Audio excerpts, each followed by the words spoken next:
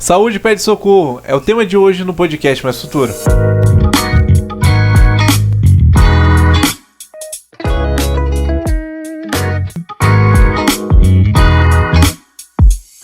Olá, meu nome é Gustavo. Eu sou o Lucas, sejam bem-vindos ao podcast Mais Futuro, Desconstruindo o Jornalismo.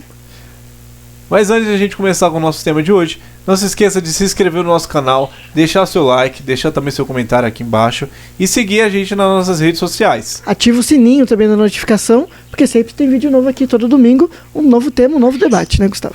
Com certeza. E também não esqueça de seguir a gente nas plataformas de podcast. Muito bem. Gustavo, saúde pede socorro. Que tema, hein? Que tema, um tema muito polêmico. E muito complexo também. Eu acho que hoje a gente vai poder debater bastante aqui ideias e ideais para essa história de saúde pede socorro, né? Porque saúde pede socorro, realmente. Com certeza. Bom, Lucas, são 35 milhões de brasileiros que não têm acesso à saúde. Isso é a fonte segundo o IBGE. 35 milhões de brasileiros, ou seja, uma grande parte dos brasileiros não tem acesso à saúde, né? É um pouquinho menos de São Paulo, do estado de São Paulo. Vocês imaginem o maior colégio eleitoral do país, mais de 40 milhões de pessoas, São Paulo inteiro. Tipo assim, 35 milhões dessas pessoas não teriam acesso à saúde, né? Se a gente for pegar esse exemplo. Mas no Brasil inteiro, não se torna um descaso. Porque a gente é um país tão grande e tão rico, né, que se torna um descaso. Tem tanta gente aí precisando de saúde, precisando de apoio, é muito, muito complicado. Aí o que dá mais revolta, Gustavo, é que o SUS é o maior sistema público de saúde do mundo. Em 2021, mais de 190 milhões de pessoas foram atendidas pelo SUS. 80% dessas pessoas dependem exclusivamente dos serviços públicos, de acordo com o governo federal. Pois é, Lucas. Complicada essa situação. Se a gente parar para pensar, o SUS deveria ser exemplo para todo mundo. Ele é exemplo porque ele é um serviço gratuito. Tem de tudo. Mas são filas que demoram, né? Demoram demais. Exames que são anos e anos de exames aí que não saem. É muito complicado. É difícil falar sobre esse assunto e não pensar no descaso público, no dinheiro muitas vezes jogado fora. O Gustavo estava fazendo uma alusão agora há pouco, né? A gente estava vendo se o tema estava certinho, o que estava escrito, e o Gustavo estava falando uma coisa muito interessante sobre quantidades, né, Gustavo? Sim, você pode ver que muitas vezes a gente encontra diversos hospitais cateados. Simplesmente não tem estrutura. O hospital muitas vezes ele tem, vamos dizer assim, um exemplo. O hospital ele tem a capacidade para 200 pessoas, para ele dar atendimento de 200 pessoas.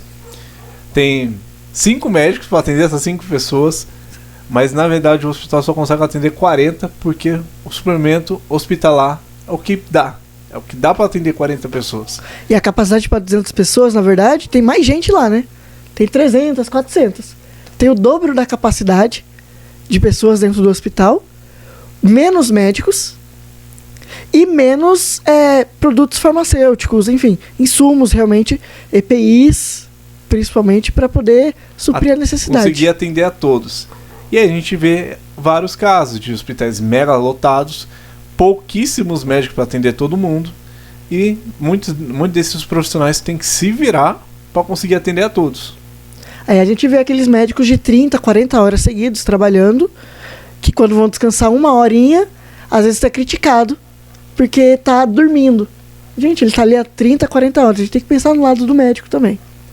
Claro que também a gente não pode esquecer que também existe profissionais, como qualquer outra profissão, que são também relaxados, né? A gente tem esse lado também, que são relaxados, que simplesmente chega lá, bate o ponto, não querem saber, atende 2, 3 pacientes e vai fazer outra coisa, vai tomar um cafezinho, né? São muitos casos. Tiveram casos de pessoas, registrados inclusive, que os médicos vão lá, batem o ponto, não trabalham naquela unidade de saúde e vai para outro hospital, muitas vezes uma clínica própria, particular.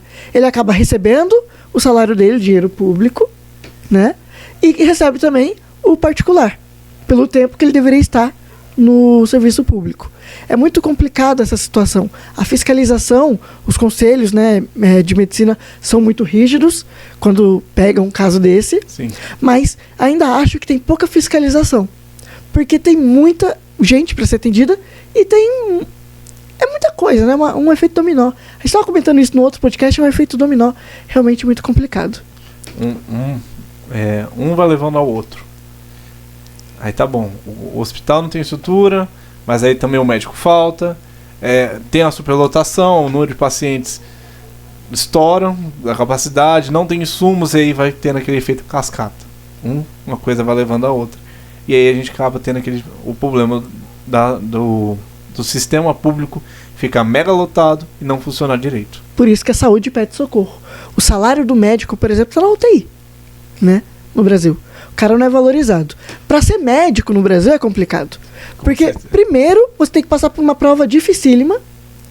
Já, vamos pensar já, se a gente for analisar friamente, aí já é um problema educacional, foge até do âmbito aqui da saúde, mas se a gente for focar nisso, a prova é difícil, é muito concorrido para uma faculdade pública, é muito caro para uma faculdade particular, muitos fazem o financiamento estudantil, assim que termina a faculdade, depois de muito tempo, ainda vai ter que pagar o financiamento estudantil, vai ter que arranjar alguma vaga em algum hospital, vai ter que aceitar aquele profissional, o hospital vai ter que aceitar aquele profissional porque ele não tem experiência, porque ele trabalhou como interno, enfim, mas ele não tem experiência. Aí vai ter um loteamento, vai ter mais gente para ser atendida, menos médicos, mais profissionais aí, muitas vezes inadequados, porque é muita coisa envolvida, e você tem um sistema de saúde falido. O SUS é muito bom, mas é muito ruim. Tem muita coisa para melhorar no maior sistema público de saúde do mundo. Nós somos o 5º país em tamanho geográfico, um dos 10 países mais ricos do mundo, e nós temos um dos sistemas de saúde mais relaxados. A fila para você conseguir um exame é grotesca, é horrível. Você pede um exame hoje, de um exame caro, por exemplo, demora mais de 1 ano, 2 anos, quem tem sorte, 6 meses para um atendimento. Tem até críticas sociais, vídeos na internet, né? De filas longas. Ah, doutor, eu vim aqui por causa da dor na perna, mas já passou, viu? A dor na perna. Agora já é outra dor no braço. Para atender, não posso. Agora vai ter que ser outro médico, mas 6 meses é complicado. É muito difícil falar sobre esse tema se não tiver revolta. E para conseguir resolver isso, tem que fazer uma análise do sistema, ver onde está esses efeitos que causam esse efeito cascata, que um vai gerando ao outro, e é chegar na fonte, ou seja, na raiz ali do problema. Na raiz do problema, ou seja, leva anos e anos e anos e anos para conseguir achar, e quando acha, muitas vezes já é outro problema, já é outra coisa, e aí vai tudo de novo, começa todo retrabalho de novo. Tem todo um trabalho de boa vontade também para fazer isso. Porque, como o Gustavo acabou de falar, demora, vai ser custoso, vai ser caro e vai demorar, né? Mas antes tarde do que nunca, é a minha opinião. Sou eu agora, você? Sou eu. O número oficial de médicos no Brasil são de 502.475 profissionais na área da saúde. Olha só, a relação de médico para 1.000 habitantes está em 2,4, ou seja, o Brasil tem entre 2 e 3 médicos para atenderem, na média, 1.000 habitantes. Você imagina um médico desse, são 2 a 3 médicos para 1.000 habitantes. Como é que tá a cabeça desse cara? Lembrando que ele tem família, né, gente? A gente pode esquecer que o médico é um ser humano. Ele também precisa de um médico. Então, um vai levando ao outro. Então, muitas vezes é isso. São vários médicos. A gente tem bastante, vamos falar que não. Tem bastante. Só que é aquela coisa que a gente sempre chega de novo. É a estrutura. Tem hospitais da rede pública que tem estrutura. São excelentes. Tem vários hospitais de rede pública que são até conhecidos internacionalmente. Um reconhecimento assim de uma estrutura muito bacana. Um exemplo é o Instituto do Câncer, que é reconhecido internacionalmente. O INCOR também, né? O INCOR também. Então, são hospitais são de rede pública, tem uma boa estrutura, Mas também existem aqueles hospitais que não tem estrutura nenhuma. E aí o médico sofre, as pessoas que buscam atendimento nesses locais sofrem bastante. Sabe o que acontece muito? É a burocracia. A burocracia no nosso país ela é muito complexa e envolve a saúde. Porque, eu vou dar um exemplo, eu fui tirar sangue, né? Eu usei a UBS. Eu cheguei lá, primeiro que você chega, você passa uma fila imensa para eles fazerem a triagem de qual assunto. Então, às vezes, são as pessoas que vão fazer só o exame de sangue e urina e outros que vão fazer outros exames já marcados. Mas estão todos inicialmente numa mesma fila, para depois se dividir entre essas duas filas, para depois fazer uma ficha cadastral, sendo que o médico já fez o encaminhamento, para depois disso você ser chamado, você vai esperar, então você está esperando um lugar, você vai para outro lugar, para você ser esperado, para você tirar o exame. Aí você já perdeu uns 40 minutos com uma pessoa só. Aí você vai ver que demora e muito para você fazer um exame simples, né? Um atendimento simples. Para marcar, eu fiz atendimento clínico geral recentemente. A minha família marcou todos. Não deu todos no mesmo dia, porque não tinha como colocar todos no mesmo dia. Mas eu demorei acho que 1 mês e pouco, né? Mais ou menos, para ser atendido e foi rápido. O médico até falou, nossa, que rápido que foi marcado. Outros médicos estão demorando aí 6, 7 meses, né? E demora e muito. Clínico geral. Para você fazer um check-up geral. Pedir solicitação de exames. É complicado. Tem essa questão da burocracia. É muita gente para ser atendida. Tem muito médico, mas eu acho que talvez a distribuição não seja justa. O Gustavo trouxe o dado aqui de 35 milhões, né? De pessoas que não têm atendimento médico, né? Não têm acesso à saúde. Agora, você imagina se essas 35 milhões de pessoas tivessem atendimento. Ia ser muito pior. Não ia ser 2 a 3 médicos para 1.000 habitantes. Então, onde é que está o problema? O que está acontecendo? Como é que a gente pode resolver? Falta boa vontade. Eu não diria nem que falta boa vontade. Eu acho que falta insistir. Boa vontade até tem, de todos os lados. Mas falta insistir para que esse problema seja solucionado. Porque ele vai demorar para ser solucionado. Mas ele vai, se a pessoa insistir nele. E, assim, existe o sistema básico de saúde, né? Nosso sistema único de saúde. E esse processo. Muitas vezes esse processo, como você falou, é um processo burocrático. Aí faz isso, faz aquilo e tal. Falta uma coisa mais simplificada, que agiliza o processo, que muitas vezes a maioria dos exames são exames simples, que poderia uma coisa assim de resolver atender 30, 40 pessoas num dia, vamos dizer assim, ainda é pouco esse número, mas que são exames assim, rápidos, práticos, que tem laboratórios que conseguem atender sim, poderia ter até uma parte um pouco privada para conseguir atender acordo, tudo, né? Um acordo que tenha entre o público privado que consiga resolver. A maioria das vezes não é um só atendimento. A maioria é só, algumas vezes, a grande parte são os exames. Tem pessoas que precisam voltar ao médico, mas está ok, esperando o bendito do exame ser pronto. Exatamente. E aí, é aquela coisa que tem nas redes sociais dos memes. Ah, doutor, tava com isso, mas agora eu já tô com isso, ó, já resolvi. Então, é uma coisa que a gente passa. Infelizmente, o Sistema Único de Saúde, mesmo sendo um dos maiores exemplos mundialmente, não é perfeito. A gente também não pode generalizar, dizer que tudo é ruim. Sim. Não é ruim. Ele é de graça, né? Ele tem profissionais excelentes, né?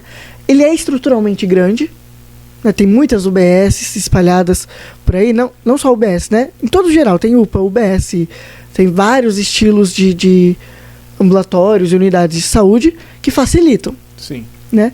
A grande questão é realmente poder organizar isso de uma maneira mais simplificada, aonde o processo consiga fluir tranquilamente. Né? Uma outra questão, nós estamos vivendo numa era digital, correto? Existe a questão da telemedicina, que já está sendo incluída no Brasil, mas uma outra questão é o seguinte, muitas vezes a pasta do paciente toda é em papel. Aí você vê um almoxarifado, né? Isso. Cheio de documentos. Imagina se aquilo pega fogo. Aí perdeu todo o histórico médico do paciente. Porque é difícil encontrar isso digitalmente. Eu sou uma pessoa que eu gosto do papel, mas nesse caso eu gosto da parte digital. Porque é uma segurança, né? Sim. E vai ser mais rápido fazer tudo digital. Hoje a gente vê que o Sistema Único de Saúde está implantando isso. Ele está implantando que já tenha tudo ali naquele sistema. Tardou. Só que é uma coisa que já deveria ter sido implantada há muito tempo. Está sendo implantado, está indo agora. É lento. É lento. É um processo lento. Mas é uma coisa que está acontecendo. Mas é uma coisa que muitos problemas que poderiam ter sido resolvidos no passado já era estar ali. Eu acho que na verdade era pra gente ser, pelo tamanho do Brasil, um exemplo de médicos, né? De medicina, um exemplo clínico, geral, no total. E muitas vezes os médicos são limitados, né? Como o Gustavo falou, às vezes o médico ele quer passar alguma coisa, mas, não tem esse remédio na farmácia. Aí já é um outro problema. Ou então o médico vai falar, olha, esse exame demora muito, eu preciso com urgência. Aí o médico vai ter que fazer um exame às vezes mais complexo, que demore menos. É muito complicado tudo isso. O médico também fica numa situação difícil ali para atender o seu paciente, porque ele quer ajudar, mas ele está impedido. Ele está impedido porque o sistema é falho, é lento, é antigo, é antiquado. O Sistema Único de Saúde precisa se modernizar de maneira mais ágil. Como é que faz isso? Quando todos se unem. Ao invés de brigarem por aí, seria a melhor coisa a união, para poder melhorar. Então, exemplos de algumas cidades, alguns estados que tem um sistema bom, que flui, que é rápido, que é ágil, né? Um exemplo, o Corujão da Saúde, que é uma coisa muito interessante.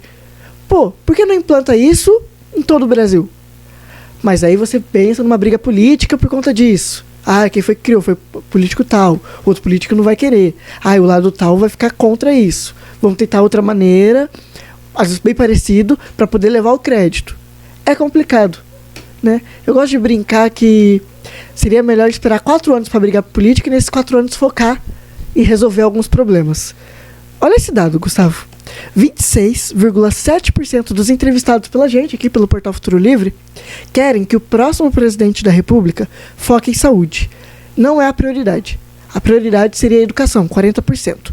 É uma pesquisa que a gente fez por uma análise friamente do perfil presidencial.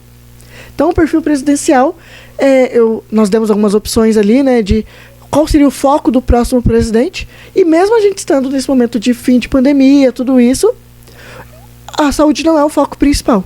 O principal seria o foco em educação. E dá para entender também, e se a gente levar para o campo da saúde, é interessante, né? Porque você pode facilitar a entrada de pessoas que querem ser médicas na faculdade. Porque prova, gente, não define ninguém. Às vezes a pessoa faz uma prova, ela é muito inteligente, ela é muito boa, ela é muito ágil, ela é excelente. Mas ela faz uma prova, ela tira uma nota muito ruim. Porque ela, sob pressão para fazer uma prova, não sob pressão no trabalho, mas para fazer uma prova específica, ela vai mal. Porque às vezes o método de avaliação é um método um pouco antigo, né? Então é complicado, daí a pessoa não passa na prova, muitos médicos então desistem, muita gente desiste porque é muito complicado, para entrar é difícil, né? Então a pessoa tem aquela expectativa de eu vou conseguir, eu vou ter uma boa prova, uma boa nota no Enem, eu vou utilizar isso para entrar na faculdade, aí não consegue uma pontuação boa para entrar, aí desiste da faculdade de medicina, tenta uma segunda, uma terceira opção, e aí a pessoa fica deprimida, daí acarreta um monte de coisa. Aí ela fica deprimida, a família tenta ajudar, a família às vezes entra em depressão, e agora imagina todo esse caso sendo colocado à tona. É muito complicado. Eu pulei você, né? Mas a gente vai comentar também sobre esse caso, sobre o médico também. Um caso que a gente teve sobre negligência médica.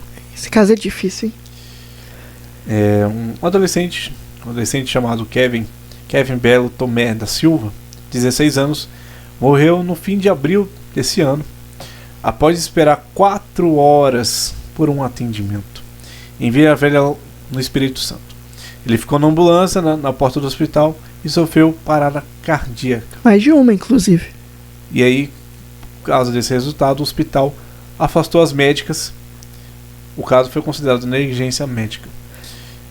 Sobre esse caso, que ainda está sendo passado, ainda está sendo discutido, analisado friamente, direitinho, também pelo Conselho Médico do Brasil. É um caso assim muito delicado. A gente aqui do Portal Futuro Livre deseja todos os sentimentos à família dele, mas é um descaso, foi um descaso muito grande, porque foi o que a gente estava até conversando antes da gente começar o podcast. Parece que o hospital não estava cheio. O hospital, né? Pelas imagens que nós vimos, tudo isso, pautando ali, né? Analisando, o hospital não estava tão cheio assim. E a grande questão desse caso é que dava para ser atendido, mas o problema é que o menino foi levado. Isso são as primeiras informações, tá, gente? As primeiras informações dão conta de que o menino foi levado para fazer um atendimento porque ele estava passando mal e era um atendimento ambulatório, emergencial. Chegando na emergência, o médico na emergência, né, disse assim: olha, é um caso de UTI. E encaminhou ele para esse hospital. Só que no hospital não tinha vaga de UTI. Estava sem vaga de UTI. Só que mesmo assim, não transferiram o menino para outro hospital, ou pensaram nessa possibilidade, ao menos pelas informações iniciais, e deixaram o menino na ambulância. E nenhum médico do hospital veio atender o menino, ou pelo menos orientar a família sobre o que fazer. Ele sofreu paradas cardíacas, e quem socorreu ele, quem ressuscitou ele, foram os socorristas do SAMU. Tanto é que houve até troca, o cansaço mesmo do socorrista, houve até troca dos socorristas ali para salvar o menino. Quando ele realmente entrou em óbito, que não tinha mais o que fazer, aí veio um médico, ou uma médica, a gente não sabe, veio para atender o menino. E o tio dele falou: não, agora vocês não vão tocar nele. Porque era para tocar nele, era para ajudar ele antes. E detalhe, estava de madrugada. Né? Na teoria, de madrugada não vai muita gente... Não tem tanto atendimento como normalmente nos outros períodos tem. Então... Aí, Gustavo, desculpa, só uma coisa. Falar. Faltou vaga de UTI, correto? Certo. Aonde estão os leitos de UTI comprados, adquiridos durante o pico da pandemia de Covid-19? Porque, de repente, tinham muitos leitos de UTI. Teve um hospital que, lá no Rio de Janeiro, que nem inaugurado foi. Foi desmontado, nem inaugurado foi. Nem utilizado foi. Foi dinheiro público jogado ali. Mas cadê os ambulatórios? Cadê os leitos de UTI? Se estava faltando leito para esse menino, cadê esses leitos que estão por aí, né? Onde é que tá? Porque se tinha, porque teve um controle na teoria da pandemia de 90% dos leitos estão ocupados, né? Mas vamos mandar mais leitos, trazer mais leitos. Demorou também durante a pandemia. Mas cadê? A pandemia já está quase acabando. O número de casos está reduzido, né? O número de mortes está reduzido. Cadê esses leitos? Para onde é que eles foram? Fica essa pergunta no ar. Porque não temos resposta. É um descaso total. Você pensar que você poderia ter salvado uma vida e você não salvou. Um segundo caso para a gente poder encerrar, para você também dar a sua opinião aí através das redes sociais, enfim, com a gente, é um caso que aconteceu recentemente do SAMU. Eu estava comentando com o Gustavo, a gente nem colocou na pauta aqui, nem ia ser comentado, mas acho que vale o assunto. A moça teve a vizinha que passou mal. Eu vou ser bem breve. Ela passou mal e a mulher ligou, ela desmaiou e ela estava sem sinais. E a vizinha ligou para o SAMU. E a pessoa do SAMU falou assim: tá, mas ela tem sinais vitais? Ela passou mal do quê? Moça, eu não sei do que ela passou mal, ela só desmaiou e ela tá aqui sem sinais. Tá, mas você não pode chegar perto dela? Moça, não tem sinal de celular onde eu tô. Tô a 100 metros dela. Eu só tem sinal aqui. Você pode mandar uma ambulância? Não, você não sabe o que aconteceu? Passar mal é muito vago. A atendente falando, passar mal é muito vago. Daí a moça, por favor, ela passou mal, ela tá desmaiada, ela tá sem sinais. Não, mas eu não posso te ajudar dessa maneira. E ela desligou o telefone. Ou caiu, a gente não sabe. E a pessoa... Infelizmente veio a óbito. Nesse caso, que tudo indica, né, que foi um descaso da atendente. Então, a falta de empatia, porque isso é uma falta de empatia, infelizmente causou o óbito. E quando a ambulância chegou, porque depois veio o socorro, já era tarde. É muito complicado. Então são muitos problemas que fazem com que a saúde venha pedir socorro, né? E aí a gente chega de novo no mesmo lugar, o efeito cascata. Uma coisa leva a outra, mas quando vai pesquisar, vai procurar o que aí uma coisa vai levando a outra. E aí a gente tem esse descaso. Se a gente quiser, a gente passava aqui 2-3 horas só contando casos. Só falando de casos, sem comentar. Só falando de casos absurdos do sistema público que existe no nosso país na saúde, que infelizmente precisa de uma melhora aí, né? Uma melhora. Mas e você aí de casa? Qual a sua opinião sobre tudo isso? Você acha que a saúde realmente pede socorro? Deixa a sua opinião, né, Gustavo? Tem que deixar a sua opinião, falar pra você. Falar também se você já passou por alguma situação como essa, de você ir no hospital e passar algumas vezes horas e horas porque não tem médico o suficiente para atender, ou não tem até algumas vezes a medicação para conseguir resolver algum problema. Se você já passou, alguém já passou, se você conhece alguma história, o que você acha do Sistema Único de Saúde? Comenta aí pra gente, fala pra gente, que é muito importante a gente saber a sua opinião. É isso aí. E no mais, a gente volta semana que vem com mais um tema, mais um debate. E a gente tá aqui sempre desconstruindo o jornalismo. Não se esqueçam de entrar no portal futurolivre.com e seguir a gente nas redes sociais. É isso, pessoal. Tá certo? Bom, siga também nas nossas redes sociais, pessoal. Minha rede social é @lima INV lá no Instagram. E o meu é @euLucasRogério também lá no Insta. Tá certo? Bom, pessoal, esse foi mais um podcast Mais Futuro.